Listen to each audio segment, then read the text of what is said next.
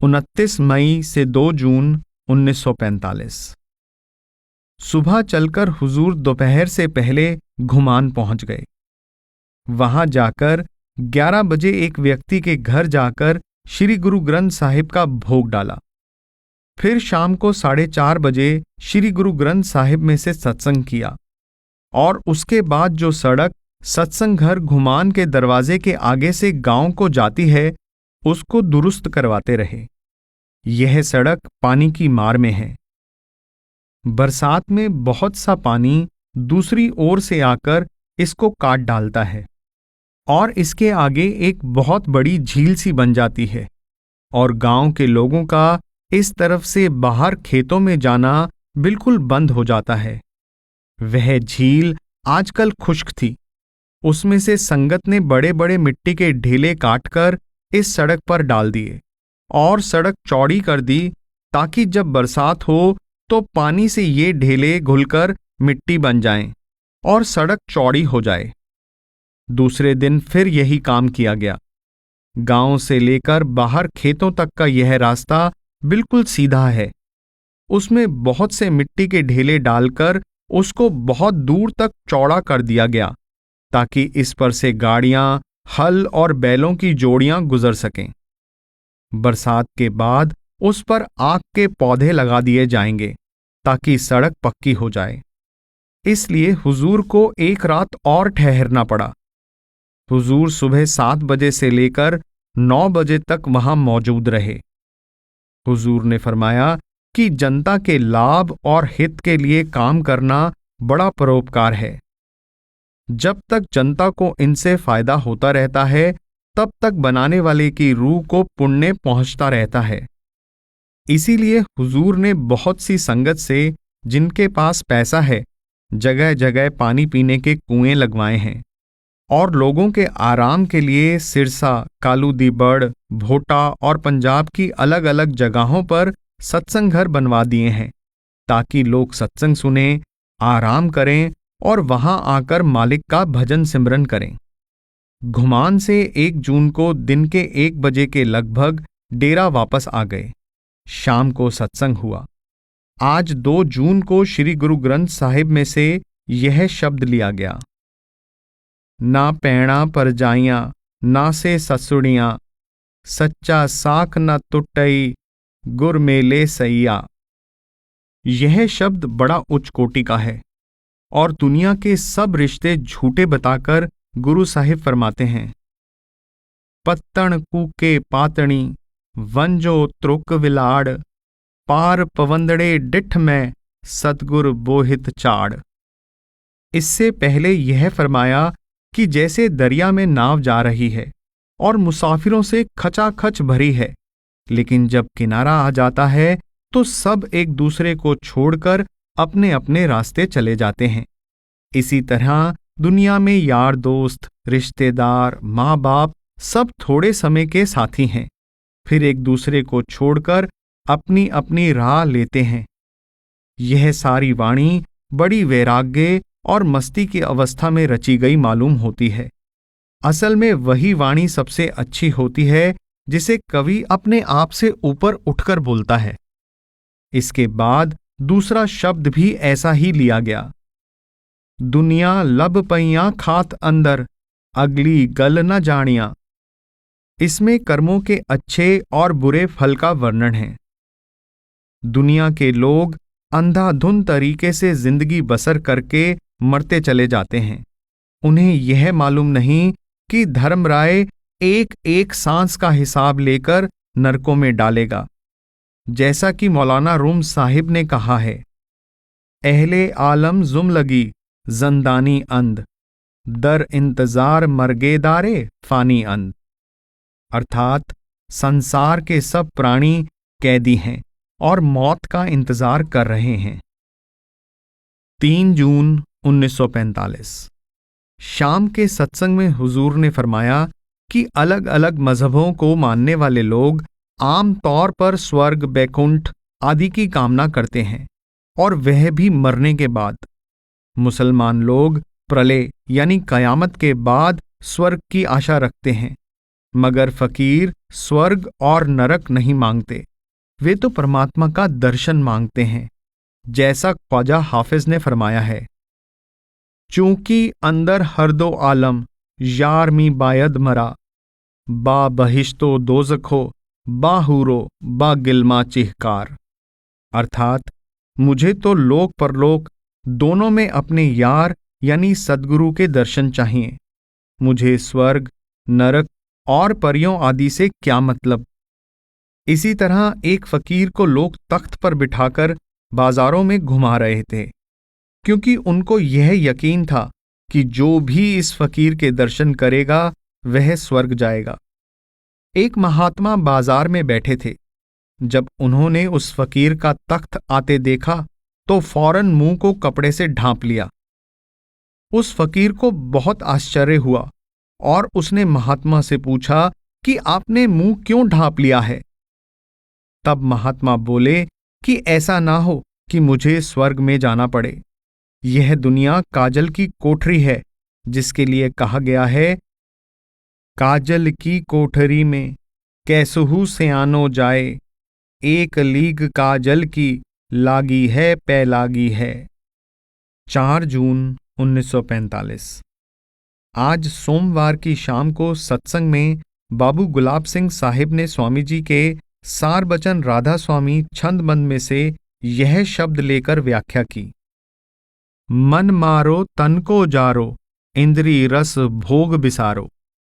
इसके बाद हुजूर ने फरमाया कि प्रेम हो जाना प्रायः कुदरती होता है।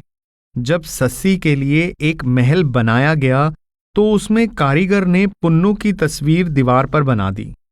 सस्सी ने पूछा कि यह किस व्यक्ति की तस्वीर है, तो उसको बताया गया कि यह कच्छ के बादशाह मकरान के लड़के की है। सस्सी उसी समय उस पर आशिक हो गई। पूछने लगी कि यह राजकुमार किस तरह यहां आ सकता है। लोगों ने बताया कि मकरान के सौदागर अक्सर ऊंट आदि लेकर उसके बाप की सल्तनत में आते हैं। उस पर सस्सी ने अपने बाप से कहकर सब घाटों का प्रबंध अपने हाथों में ले लिया और सब घाट सिवाय एक के बंद कर दिए, और जो सौदागर आए थे उनको और उनके ऊंटों को पकड़ लिया और कहने लगी कि जब तक पुन्नू को ना लाओगे मैं तुमको नहीं छोड़ूंगी। अतः वे पुन्नू को लाए और ससी के बाग में ठहराया। रात को जब वह सो रहा था, ससी उसे देखने आई और देखते ही मोहित हो गई और सोचा कि सुबह जब जागेगा तब उससे बातचीत करूंगी। मगर वे रातों रात उसको ऊंट पर बिठाकर अपने देश ले गए। ससी को चैन कहाँ। पुन्नू की तलाश में भटकती रेगिस्तान में प्यासी मर गई। उसके बाद हुजूर ने यह शेर पढ़ा, न तन्हा इश्क अज दीदार खेजद, बसे बाशद की इन दौलत अज गुफ्तार खेजद। अर्थात प्रेम केवल देखने से ही पैदा नहीं होता, कई बार यह दौलत सुनने से भी पैदा हो जाती है। फरमाया कि चंद्रहास हरिद्वार गया तो वहां एक राजा उसे मिला। ज्योतिषियों ने बताया कि यह तुम्हारे राजपाट का उत्तराधिकारी और मालिक बनेगा। इस पर राजा को बड़ा गुस्सा आया। उस लड़के को एक पत्र देकर कहा कि जाओ राजकुमार के पास ले जाओ। उस पत्र में लिखा था कि जब यह तुम्हारे पास आए तो इसको विष यानी जहर दे देना। चंद्रहास उसकी राजधानी में पहुंचा। वहां वह बाग में सो रहा था कि अचानक राजकुमारी अपनी सहेलियों के साथ वहां आ पहुंची और उसे देखकर मोहित हो गई और वजीर की लड़की से कहने लगी कि मैं इस लड़के से ब्याह करूंगी। वजीर की लड़की ने सोए हुए लड़के की जेब में से पत्र लेकर पढ़ा तो उसमें लिखा था कि इसको विष दे दो। उसने राजकुमारी को सारी बात बताई तो राजकुमारी ने जवाब दिया कि अगर यह मारा भी गया तो मैं अब दूसरा पति नहीं करूंगी। राजकुमारी का नाम विषया था। वजीर की लड़की ने वह पत्र लेकर विष के आगे या लिख दिया। जब चंद्रहास राजकुमार के पास वह पत्र लेकर गया तो उसने समझा कि मेरे बाप की इच्छा है कि अपनी बहन विषया इससे ब्याह दूं। इसलिए उसने राजकुमारी का विवाह चंद्रहास से कर दिया। जब राजा वापस आया तो उसे सारी बात का पता चला। उसके दिल में वह कांटा खटकता रहा। एक दिन उसको एक चीज देकर कहा कि बेटा जाओ, यह चीज देवी को चढ़ा आओ। और उधर जल्लादों को कह दिया कि जब कोई व्यक्ति फलां चीज लेकर मंदिर में घुसे उसे वहीं मार डालो। जब वह लड़का वह चीज लेकर मंदिर जा रहा था तो रास्ते में उसका साला उसे मिल गया। साले को अपने जीजा से बहुत प्यार था। साले ने कहा कि तुम यह मुझे दे दो, मैं मंदिर दे आता हूं। बस जब साला मंदिर में वह चीज लेकर गया तो जल्लादों ने उसे कत्ल कर दिया, यानी चंद्रहास ही तख्त का अधिकारी बन गया। मतलब यह है कि लड़की चंद्रहास को सिर्फ सोते हुए देखकर ही उस पर मोहित हो गई। प्रेम पैदा करने का कोई उपाय बिना सत्संग और दिल की सफाई के नहीं हो सकता। हुजूर ने फरमाया कि सत्संग में लगे रहो। अगर सुलगती आग को फूंके मारते रहोगे तो किसी न किसी दिन तो भड़क ही जाएगी। डलहौजी और परोर का दौरा, 7 जून 1945। हुजूर आज सुबह लगभग 7:30 बजे डेरा से कार में रवाना हुए। हुजूर थाना ब्यास में सरदार जगत सिंह को दर्शन देने गए। वहां से ब्यास कोठी जाकर इंजीनियर साहिब को पशुओं के बाड़े की दीवारें बनाने की हिदायत देते रहे। जालंधर में सरदार साहिब और मिस्टर आलूवालिया अपनी कार में सुबह 6 बजे से तशरीफ लाए हुए थे, क्योंकि उनको किसी ने बताया था कि हुजूर 6-7 बजे के बीच में ही ब्यास से चले जाएंगे। सरदार साहिब को रेलवे फाटक पर विदा करके रैया के रास्ते नहर की पटरी पर गुरदासपुर की तरफ रवाना हुए। सुबह का समय था, गर्मी ज्यादा ना थी। बाएं हाथ की ओर से नहर पर से ठंडी ठंडी हवा आ रही थी, क्योंकि नहर पानी से भरी हुई थी। टिपरी से नहर की पटरी छोड़कर पहले लाला ईशरदार साहिब एडवोकेट की कोठी पर तशरीफ ले गए, क्योंकि लाला जी को अधरंग हो गया था। उनको तसल्ली देकर फिर गीता भवन के पास, जहां संगत जमा थी, संगत को दर्शन देने गए। मैं कार में मोबिल ऑयल पेट्रोल डलवाने चला गया। रास्ते में खरबूजों के ढेर लग रहे थे। उनको देखकर जी ललचाया कि डलहौजी में तो बहुत महंगे होंगे।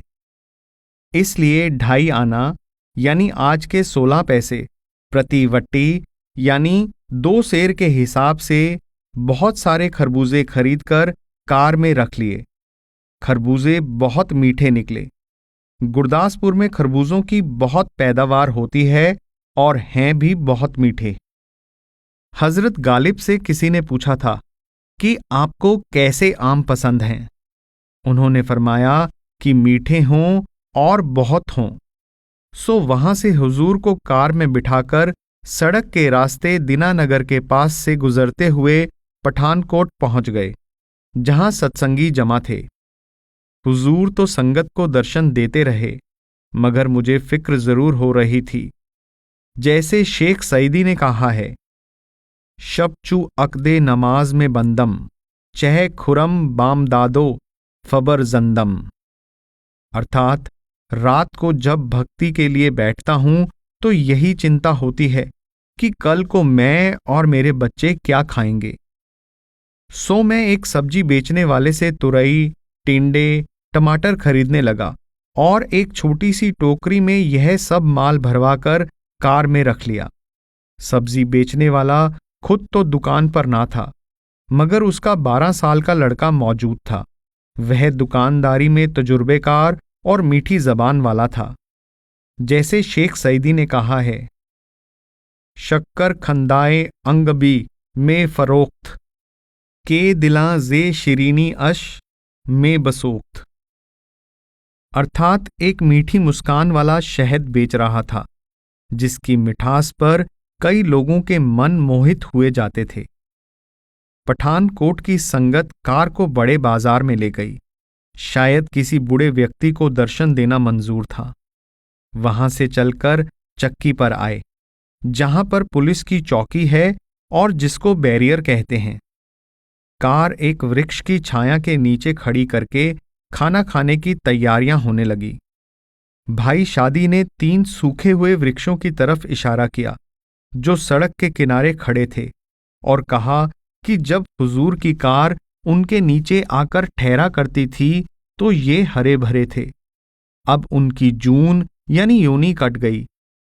अब ये वृक्षों से अगली क्लास में दाखिल होंगे। खाना खाने के बर्तनों आदि का झोला और बिछाने की दरी तो मेरी असावधानी से डेरा में ही रह गई। मोटर कार का पायदान नीचे बिछाया और 2 अखबार के कागजों से थालियों का काम लिया गया। 1-2 कटोरियां और गिलास हुजूर के लिए इधर उधर से ढूंढकर निकाल लिए। वृक्ष के नीचे हवा में खाना खाने लगे। भूख खूब लगी हुई थी। हुजूर ने रास्ते में सिर्फ आधा गिलास पानी ही पिया था, मगर मैं और भाई शादी गुरदासपुर और पठानकोट में खरबूजे खाते और लेमनेड की बोतलें पीते आए थे। खाने में खूब आनंद आया और खाना खाकर लेटे ही थे कि फाटक खुलने का समय हो गया। वहां से दोपहर को 1 बजे चल दिए। लू चल रही थी। दुनेरा पहुंचे तो मालूम हुआ कि बूंदाबांदी हो चुकी है, मगर हवा बंद थी और धूप में गर्मी महसूस होती थी। वहां से आगे जाकर तुन्नू की हट्टी तक लू का प्रभाव था, जहां बकलों की गोरखा संगत आकर दर्शन किया करती है। बनी खेत के फाटक से गुजरकर फिर सुहावनी ठंड मालूम होने लगी। 4:30 बजे शाम को एल्समियर पहुंचे। 8 जून 1945।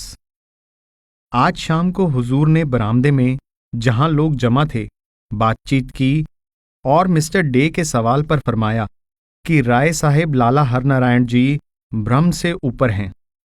उन्होंने 18 साल मेरी और सत्संग की सेवा की।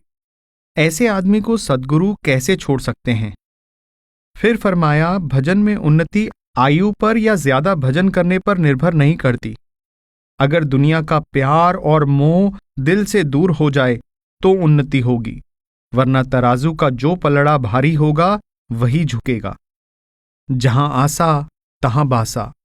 अगर दिल में बाल बच्चों या शरीर का मोह है तो मरकर दुनिया ही में आना होगा।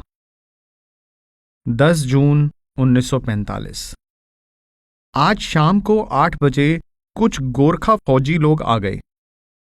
उन्हें रात तक बकलो छावनी पहुंचना था, इसलिए उनकी वजह से सत्संग उसी समय किया गया। सिर्फ एक शब्द सद्गुरु का नाम पुकारो, सद्गुरु को हियरे धारो लिया गया। बाबा रामेश्वर सिंह जी डेरा के लाइब्रेरियन लाइब्रेरी के लिए पहले गरुड़ पुराण और नासिकेत पुराण लाए थे। अब मार्कंडे पुराण लाए हैं। मैंने ये तीनों पढ़े। इनमें फर्क नहीं है। गरुड़ पुराण और नासिकेत पुराण और इसी तरह मार्कंडे जी ने नरकों का हाल लिखा है, वह एक दूसरे के विरुद्ध नहीं। हालांकि ये तीनों महात्मा भिन्न भिन्न समय पर हुए, मगर इन सब की खोज का परिणाम एक ही है।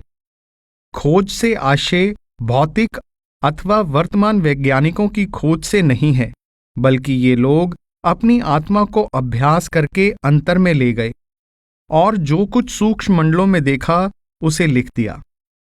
उनको ढकोसलेबाजी या झूठ लिखने से क्या मतलब हो सकता था?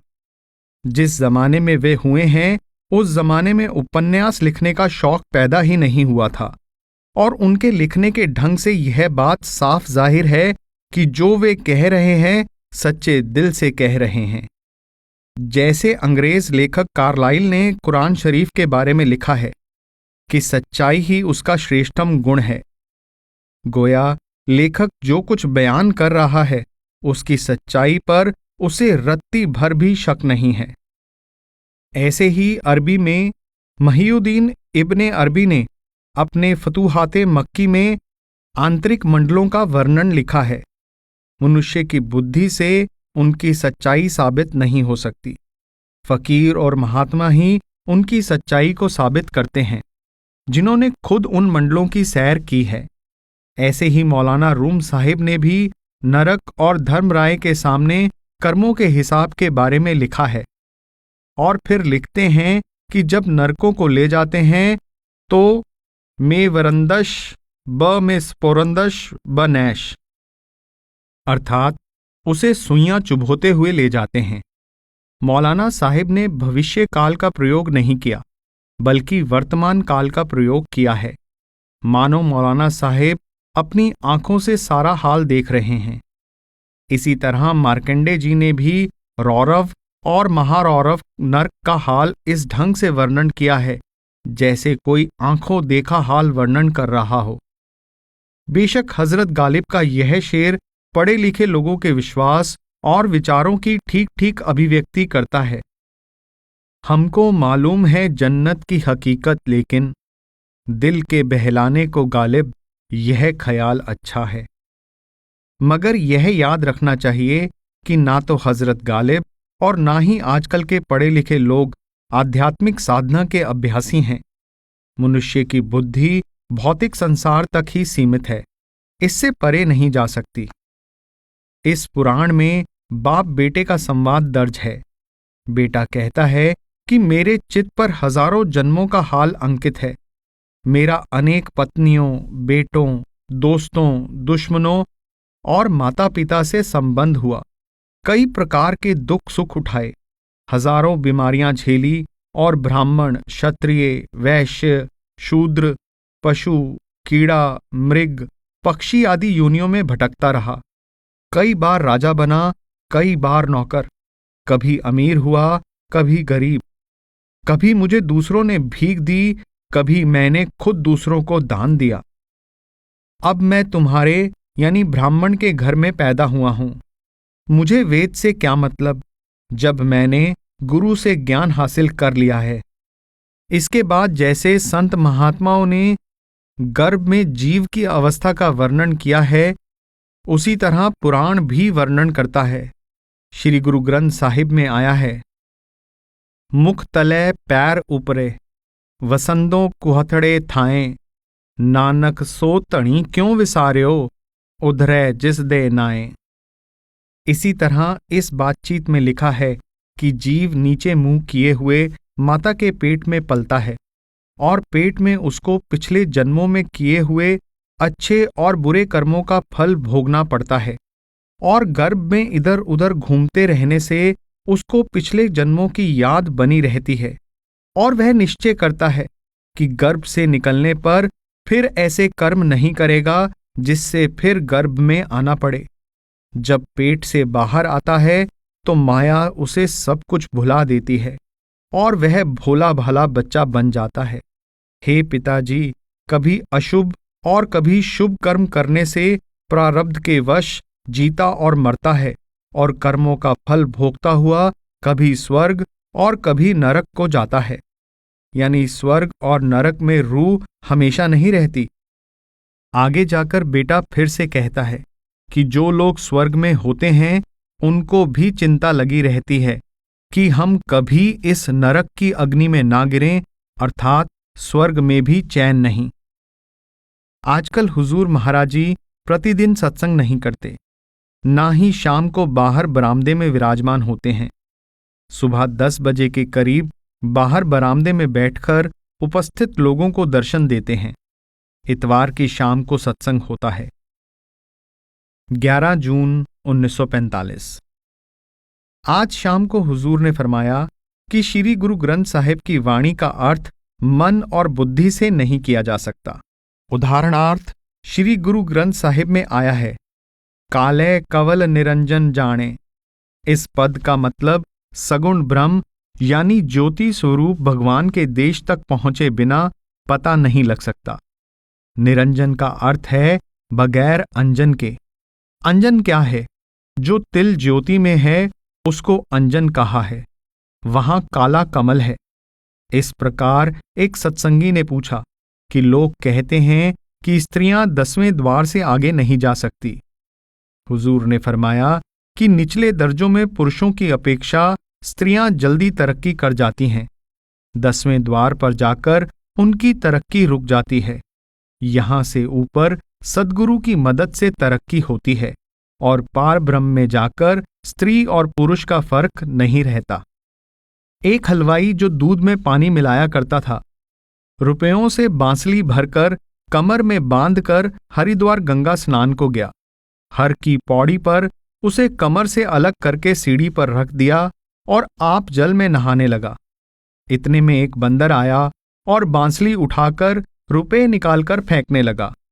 कोई तो दरिया में फेंक देता और कोई सीढ़ियों पर। हलवाई महात्मा बोले कि बंदर ने रुपए खूब न्यारे न्यारे कर दिए। जो जल के थे वे जल में गए और जो दूध के थे वे अपने पास रहे। मार्कंडेय पुराण में लिखा है कि जिस तरह किसान पहले बोता है, फिर खेती को पालता है और बाद में काटता है, उसी तरह ब्रह्मा, विष्णु, महेश रूप पुरुष को जानना चाहिए। रजोगुण ब्रह्मा, तमोगुण रुद्र यानी शिवजी और सतोगुण विष्णु हैं। इन तीनों गुणों के ये देवता हैं। ये तीनों गुण एक दूसरे से मिले रहते हैं और एक दूसरे पर आधारित हैं। देवताओं का एक दिन 6 महीने का और एक रात 6 महीने की होती है। देवताओं के वर्ष के माप अनुसार 4000 वर्ष का सतयुग, 3000 वर्ष का त्रेता, 2000 वर्ष का द्वापर और 1000 वर्ष का कलयुग होता है। ब्रह्मा का एक दिन एक कल्प का होता है। ब्रह्मा के एक दिन में 14 मनु होते हैं। प्रत्येक मनु के साथ इंद्र और देवता पैदा होते हैं। जैसे इंद्र जो स्वर्ग का राजा है, वह ब्रह्मा के दिन में 14 बार बदला जाता है।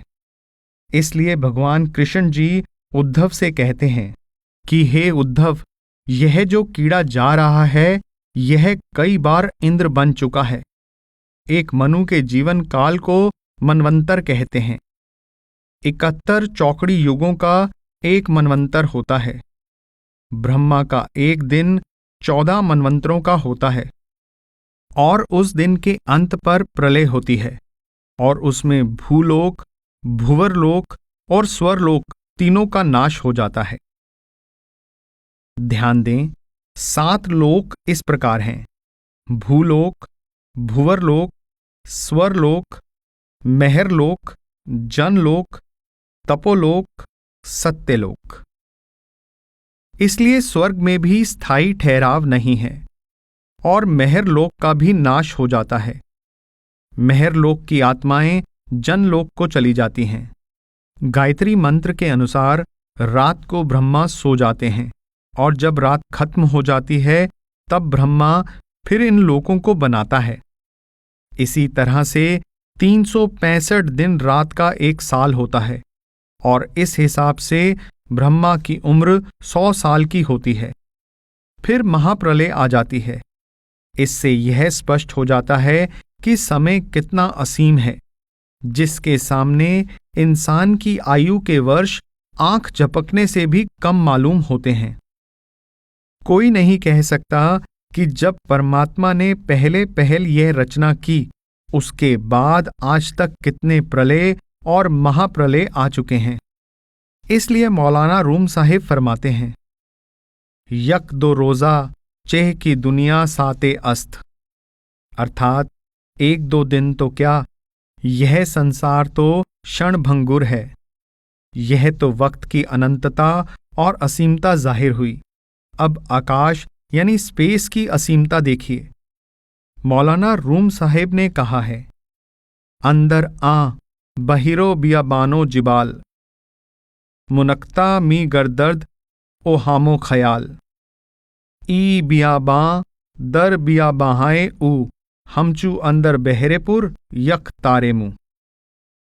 और हर कुरा रा नर दबाने दीगर अस्त, हर रविश रा आसमाने दीगर अस्त, अर्थात अंदर समुद्र, बियाबान और पहाड़ हैं जिनके विषय में कल्पना करना भी असंभव है।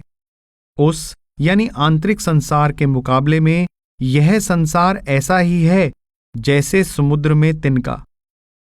अंदर हर एक मंडल की अपनी सीढ़ी है और हर एक रास्ते का अपना आसमान है।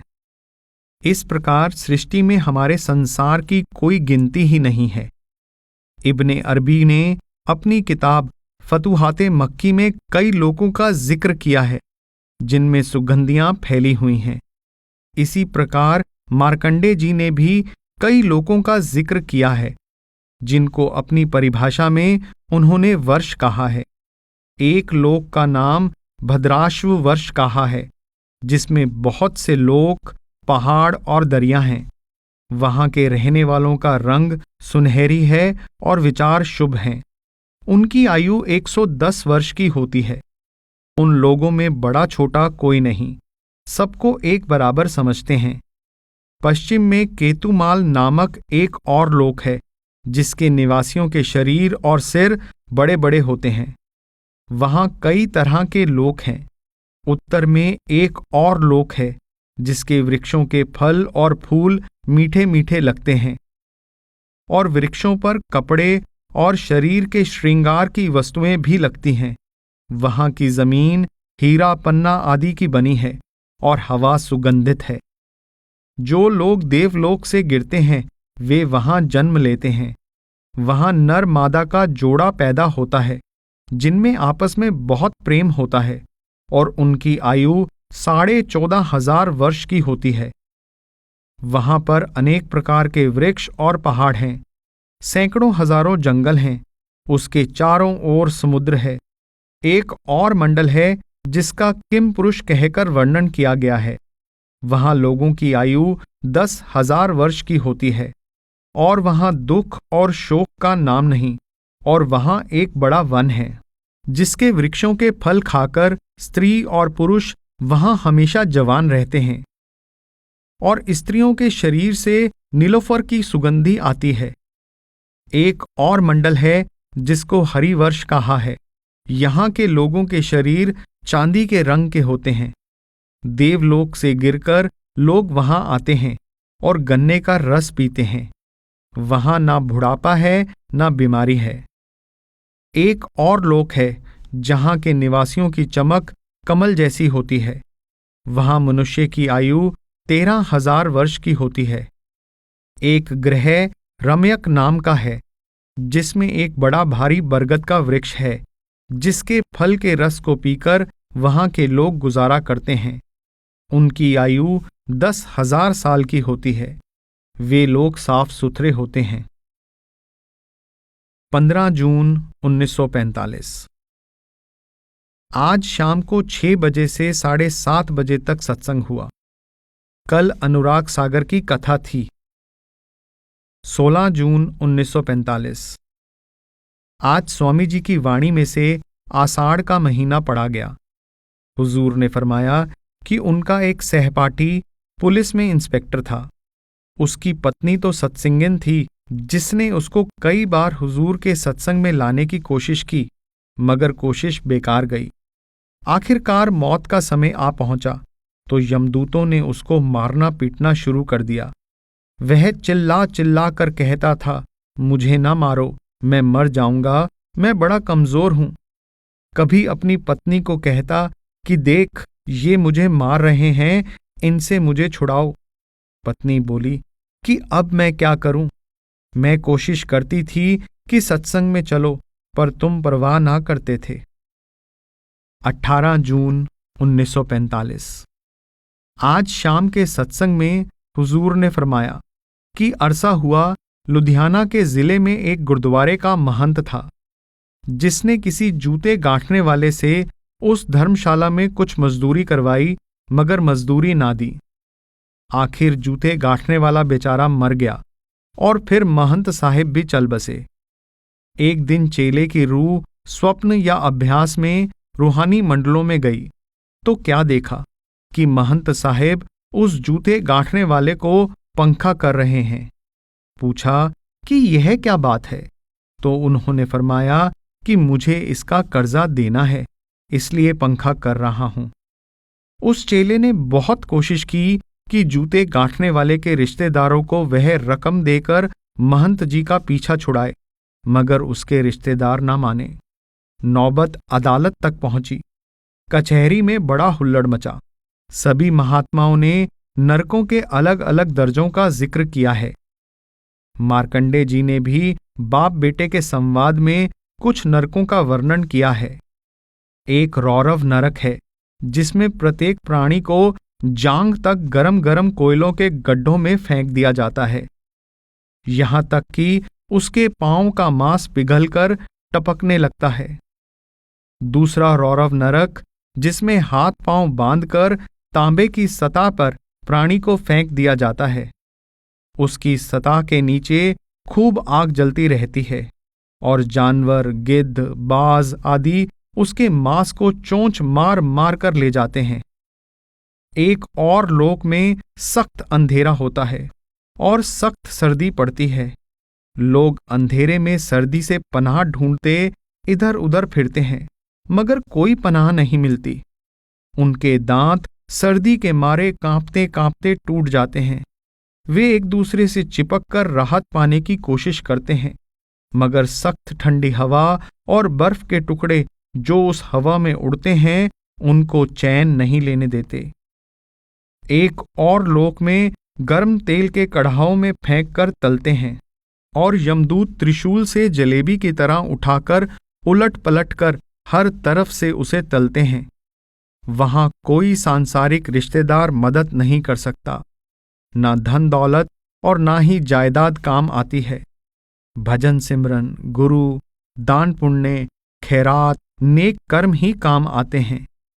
योगियों के लिए मार्कंडे जी ने यह हिदायत दी है कि योगी लोग न बहुत बोलें, न भूखे रहें, न बहुत थकें, न व्याकुल चित्त हों, न ज्यादा ठंडे, न ज्यादा गर्म, न ज्यादा शोरगुल वाली जगह में बैठकर ध्यान लगाएं। योगी को कम खाने वाला और जितेंद्रिय होना चाहिए। 19 जून 1945। आज सत्संग में कार्तिक का महीना स्वामी जी की सार बचन में से लिया गया। शहर से वापस आकर हुजूर बरामदे में बैठ गए तो किसी ने कहा कि एक व्यक्ति ने अधूरा गुरु धारण किया है, जिसने उससे वचन ले रखा है कि वह किसी और गुरु की शरण में ना जाए। इस पर बाबा ब्रह्मानंद जी ने कहा कि वाल्मीकि रामायण में एक कथा आई है कि जब श्री रामचंद्र जी महाराज अयोध्या से विष्णुपुरी को जाने लगे तो हुक्म दिया कि सब प्रजा को और अयोध्या के पशु पक्षी आदि को विष्णुपुरी में ले जाया जाए। अतः सबको ले जाया गया, मगर एक कुत्ता रह गया जिसके जिस्म पर बहुत खारिश थी और जिसकी चमड़ी को कीड़े खा रहे थे और वह तड़प रहा था। बैकुंठ में जाकर श्री रामचंद्र जी को बताया गया कि हुजूर सब यहां आ गए, मगर एक कुत्ता नहीं लाया गया। श्री रामचंद्र जी ने फरमाया, उसको भी लाओ। हनुमान जी बोले कि ले आता हूं, मगर यह फरमाइए कि उसने कौन सा पाप किया था जिसकी वजह से उसको कीड़े काट काट कर खा रहे हैं। इस पर श्री रामचंद्र जी ने बताया कि पिछले जन्म में यह कुत्ता गुरु बन बैठा था, मगर उसकी रसाई ना थी। उसने बहुत से चेले बना लिए और उनका माल खाता रहा, लेकिन चेलों को कोई फायदा नहीं पहुंचा सका। अब गुरु कुत्ता बना और चेले कीड़े बनकर उसका मांस खा रहे हैं। इस पर हुजूर ने फरमाया कि संतमत में यह बात नहीं है। अगर गुरु सतलोक तक नहीं पहुंचा, मगर उसका गुरु पूरा है, जैसे स्वामी जी महाराज धुरधाम से आए थे, तो जहां तक वह गुरु खुद गया है वहां तक तो अपने सेवकों को ले जाएगा और उसके आगे गुरु या स्वामी जी महाराज ले जाएंगे। कोई चिंता नहीं करनी चाहिए। यहां रात को खाना खाने के बाद बाबा ब्रह्मानंद जी कराची वाले हुजूर के चरणों को साबुन से साफ करके दवाई मलते हैं, जिसमें 1 घंटे के करीब लग जाता है। हुजूर के चरणों में 1 साल से भी अधिक समय से खारिश हो रही है। उस वक्त बातें भी होती रहती हैं। कल रात हुजूर ने फरमाया कि असली रहस्य तो यह है कि जब पहले पहल सृष्टि रची गई तो नीचे की रचना बहुत सुंदर और मनोहर बनाई गई। रूहों को दिखाकर पूछा गया कि क्या तुम सतलोक में रहना चाहते हो या नीचे की रचना में जाना चाहते हो। 8 हिस्सों ने कहा कि हम तो नीचे जाना चाहते हैं। सिर्फ 9वें हिस्से ने कहा कि हम तो तेरे चरणों में ही रहना चाहते हैं। इस पर सत्पुरुष दयाल ने फरमाया कि अभी तुम इस देश की सैर कराओ, हम तुमको बुला लेंगे। अतः अब उस 9वें हिस्से में से रूहें सतलोक को जा रही हैं। क्योंकि यह सृष्टि बेअंत है, इसलिए यह 9वां हिस्सा कभी समाप्त नहीं होगा। बाकी 8 हिस्से हमेशा यहां रहेंगे। एक सत्संगी ने खूब पते की बात कही कि एक कामिल फकीर के दांतों में तकलीफ थी। कई दवाइयों का प्रयोग किया मगर आराम न मिला। उनके एक सेवक ने अंदर जाकर उस मर्ज की दवाई पूछी तो हुक्म हुआ कि खीरे के बीज पीसकर मलो, इससे आराम हो जाएगा। तो किसी सेवक ने उस महात्मा से पूछा कि या हजरत, जब यह आपका मामूली सा सेवक यह दवाई अंदर से ले आया तो आप इतनी तकलीफ क्यों सहन कर रहे हैं? आपने क्यों नहीं पता कर लिया? उन्होंने फरमाया कि मैं निचले देशों में उतरना नहीं चाहता, क्योंकि आला रूहानी देशों का आनंद छोड़ा नहीं जा सकता। 26 जून 1945। सत्संग की एक कोठी परोर, तहसील पालमपुर में है। उसकी जमीन की हदों का झगड़ा महकमा जंगलात से हो रहा है। उसकी सच्चाई की जांच पड़ताल के लिए हुजूर को डलहौजी में ठहरने के 2 दिन कम करके उधर जाना पड़ा।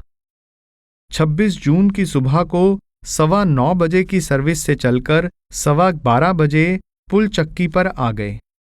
कार का पेट्रोल समाप्त होने को था, इसलिए हुजूर तो चक्की के फाटक से जरा इधर एक पीपल के वृक्ष की छाया में भाई शादी के साथ ठहर गए।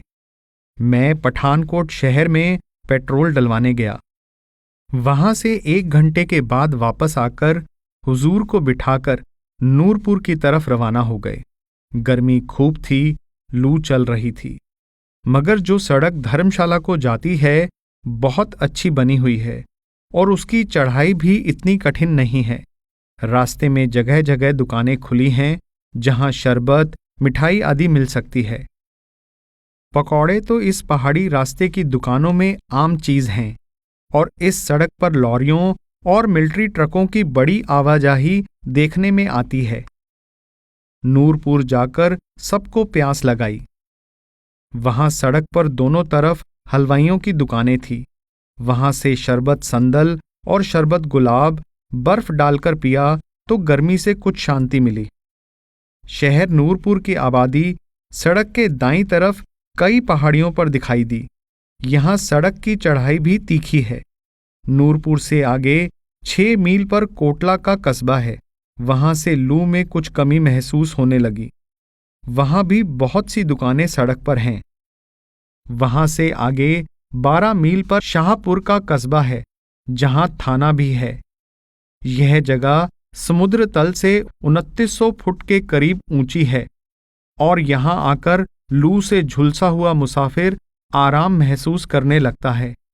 कांगड़ा की घाटी का असल दृश्य शाहपुर से परे दिखाई देता है, जहां पहाड़ों की कतार सड़क से बहुत दूर मालूम होती है, बल्कि कई बार पहाड़ दिखाई ही नहीं देते।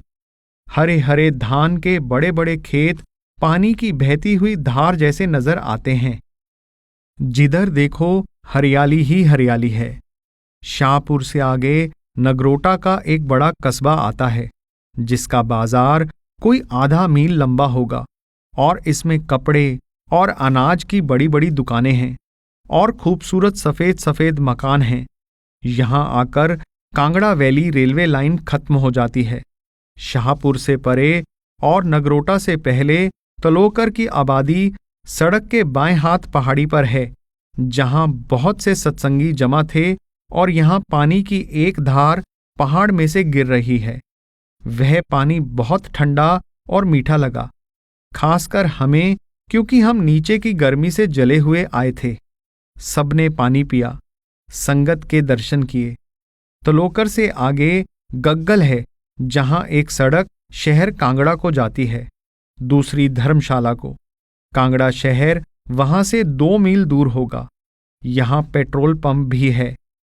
इसके आगे नगरोटा तक काफी रौनक है। जगह जगह दुकानें और मकान बने हुए हैं और न गर्मी है न सर्दी। सड़क पर दोनों तरफ छायादार वृक्ष हैं। नगरोटा से 5-6 मील दूर पर परौर है। पक्की सड़क से हमारी कोठी सामने नजदीक ही है। हम शाम के 4 बजे परौर पहुंच गए। वहां लगभग 1000 स्त्री पुरुष इकट्ठे थे। परौर की कोठी में सिर्फ 2 कमरे ऊपर और 2 कमरे नीचे हैं। आगे बरामदा है, यहां सत्संग होता है। सामने बड़ा मैदान है जिसमें बहुत से आम के पेड़ लगे हैं और एक कुत्ते की पक्की कब्र है जो उसके अंग्रेज मालिक ने बनवाई है। कोठी से उत्तर की ओर तो सब पहाड़ हैं जिस पर से नगरोटा जोगिंदर नगर को गाड़ी जाती है। यह सड़क इस कोठी के आंगन की हद है और कोठी के पास ही है। इस सड़क से परे महाराजा पटियाला की काफी जमीन है जिसमें 2 कोठियां टूटी फूटी हालत में हैं और शहद की मक्खियां पालने के लिए 3-4 लकड़ी के बक्स रखे हुए हैं। उसमें बहुत बड़ा चाय का बाग है और एक बावड़ी पानी की है जिसमें से लोग पानी भरकर हमारी नीचे वाली कोठी में ले जाते हैं। इस जगह चीड़ के बहुत से वृक्ष हैं जिनमें आजकल छाल को थोड़ी सी जगह से उतारकर नीचे बर्तन लटका देते हैं जिसमें गंदा बरोजा द्रव्य की शक्ल में इकट्ठा होता रहता है। बाद में सब एक बर्तन में इकट्ठा कर लिया जाता है। 27 से 28 जून 1945। शाम को हम उस चाय के बाग में गए। चीड़ के पेड़ों में से खुशबूदार हवा आ रही थी। इस कोठी की एक चौड़ी मगर कच्ची सड़क मोटर कार के लिए भी है। उस पर हम पूर्व की तरफ गए तो आगे परौर का पुराना रेलवे स्टेशन आया जिसको अब गिरा दिया गया है। यहां से आगे लाइन उखाड़ ली गई है। गिराए गए रेलवे स्टेशन के मैदान में हुजूर कुर्सी पर विराजमान हो गए। हम सब जमीन पर दरी बिछाकर बैठ गए। इधर उधर की बातें होने लगी। रात को जोरदार बारिश हुई। सुबह भी बारिश रही। जब 10 बजे चलने लगे तब भी बारिश जोर की थी और बादल इतना गहरा कि दिन के वक्त अंधेरा सा मालूम होता था। यह बारिश गग्गल तक होती रही। मौसम भी ठंडा था। परौर से पठानकोट तक मोटर कार का सफर सुहावना रहा। पठानकोट में बारिश नहीं थी, धूप थी। चूंकि बारिश हो चुकी थी इसलिए हवा भी ठंडी थी। गुरदासपुर से अमृतसर तक भी बारिश थी। आगे बारिश बहुत कम हुई थी। गुरदासपुर में डॉक्टर चंद्रबंसी के यहाँ आधा घंटा ठहरकर पूरे 3 बजे अमृतसर सत्संग घर पहुंचे। वहां नहा धोकर खाना खाया और आराम करके हुजूर सत्संग हॉल तशरीफ ले गए। एक बहुत बड़ा शामियाना अमृतसर की संगत ने डेरा के लिए तैयार करवाकर पेश किया जिसमें 10,000 आदमी बैठ सकते हैं। हुजूर ने आती बार खुशी से फरमाया कि अमृतसर के लोग दानी हैं, जो बिल्कुल सच है। यह पवित्र शहर धरती पर संतों का आबाद किया हुआ है। अब तक धर्मात्मा लोगों से आबाद है। अमृतसर से 7 बजे चलकर 8 बजे के बाद डेरा पहुंचे। डेरा में निवास तथा होशियारपुर, दयाड़ा और कालूदी बड़ की यात्रा। 29 जून 1945। आज जब सुबह की डाक पढ़ने गए तो वार्तालाप में हुजूर ने फरमाया कि चाचा जी महाराज ने कहा था कि वेशधारियों को नाम जल्दी ना देना, खूब परख करके देना। मेरा ख्याल है कि ऐसा इस कारण से है कि ये लोग पराया खाते हैं और वेशधारी होने का अहंकार भी करते हैं। आज 29 जून को एक पत्र आया जो सुनने के योग्य है। 21 जून 1945। अप्रैल के महीने में ब्यास आकर चरण कमलों में 8-10 रोज रहा और स्वरूप की कमजोरी दूर हो गई। एक रोज हुजूर ने फिर से सहस्रदल कमल की सैर करवाई। एक कमल से बहुत सा प्रकाश निकल रहा है और नीचे काला दाग है और एक जगह बहुत साधु हैं और एक जगह बहुत सारी खूबसूरत औरतें हैं। ये सब चीजें हुजूर ने उस वक्त दिखाई जब शब्द की आवाज आती थी और सिमरन चालू था। 2-3 रोज के बाद सुबह के समय करीब 10 मिनट के बाद जिस्म सुन्न हो गया और रूह ऊपर चली। रूह जिधर जाती थी बहुत प्रकाश हो जाता था और हुजूर दिखाई ना देते थे, लेकिन इशारे से रूह को आगे ले जाते थे। और आगे एक सरोवर आया जिसमें बहुत पानी था। रूह उसमें घुसना नहीं चाहती थी कि किसी ने धक्का देकर सरोवर में गिरा दिया। पानी में गिरने से डर चला गया और रूह आराम से नहाई और वहां पर आवाज आई। आवाज देने वाला कोई दिखाई नहीं देता था, लेकिन रूह ने सुना कि तेरे जन्म जन्म के पाप कट गए वहां नहाने से। अब रूह हर रोज चढ़ जाती है, लेकिन आगे नहीं जाती।